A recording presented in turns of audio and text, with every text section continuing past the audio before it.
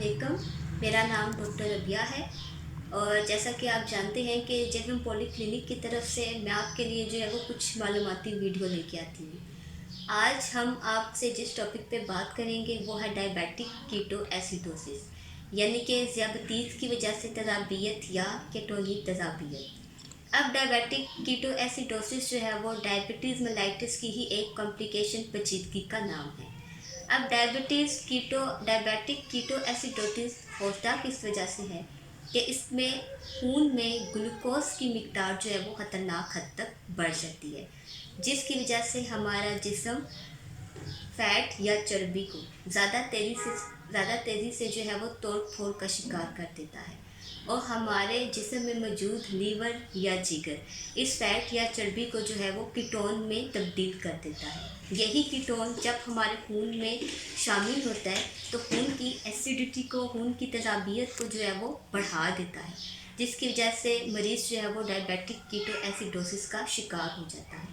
अब हम आते हैं सिम्टम्स या अलामात की तरफ कि डायबिटिक कीटो एसिडोसिस की वजह से कौन सी सिम्टम्स या अलामात देखने को मिलती हैं।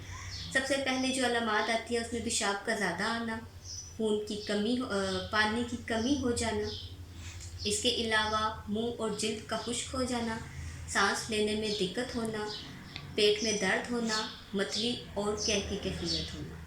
अब हम आते हैं कि टाइप 1 डायबिटीज़ मेलाइटिस के लोग इससे ज़्यादा मुतासर होते हैं या टाइप 2 डायबिटीज़ मेलाइटिस के लोग। वैसे ज़्यादातर डायबिटिक कीटो एसिडोसिस से टाइप 1 डायबिटीज़ मेलाइटिस के लोग ज़्यादा मुतासर होते हैं। ये नहीं है कि ये टाइप 2 में नहीं हो सकती, टाइप 2 में ये कॉम्प्लिकेशन हो सकती है लेकिन बहुत कम देखने को मिलती है। ज़्यादातर टाइप 1 डायबिटीज़ मेलाइटिस के लोग जो है वो इससे मुतासर होते हैं, क्योंकि उनमें ये देखा गया है किसी ऑपरेशन की वजह से, किसी बीमारी या किसी इन्फेक्शन की वजह से या इंसुलिन की डोज या टीका जो है वो मिस हो जाए तो उसकी वजह से जो है वो खून में ग्लूकोज की मिकदार जो है वो खतरनाक हद तक बढ़ जाती है। अब डायबिटिक कीटो एसिडोसिस की वजह से आगे मज़ीद कौन सी पेचीदगियाँ हो सकती हैं। सबसे पहली बात है कि दिल की बीमारी, कार्डियक अरेस्ट का होना, गुर्दों का फेल हो जाना यानी कि किडनी फेलियर, और अगर इसको मौके पर ट्रीट ना किया जाए, इसका इलाज ना किया जाए तो मरीज़ की मौत भी वाक़या हो सकती है।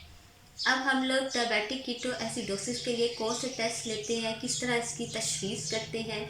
सबसे पहले जो है वो हम लोग पेशाब का टेस्ट करवाते हैं, खून का टेस्ट करवाते हैं और इसमें हम लोग जो है वो इलेक्ट्रोलाइट्स यानी नमकियात का टेस्ट भी करवाते हैं, क्योंकि पेशाब का ज़्यादा आने की वजह से बहुत से नमकियात या इलेक्ट्रोलाइट जो है वो हमारे जिस्म से निकल जाते हैं। इसके अलावा हम लोग जो है वो बीपी चेक करते हैं और डायबिटिक कीटो एसिडोसिस के जो है वो हालत में बीपी जो है वो नॉर्मल से कम होता है। अब हम आते हैं इलाज की तरफ या ट्रीटमेंट की तरफ। सबसे पहली बात जो मैंने बताई थी कि खून में ग्लूकोज की मिकदार जो है वो ख़तरनाक हद तक बढ़ जाती है, तो ग्लूकोज की मिकदार को बरकरार रखने के लिए हम लोग जो है वो इंसुलिन का इस्तेमाल करते हैं।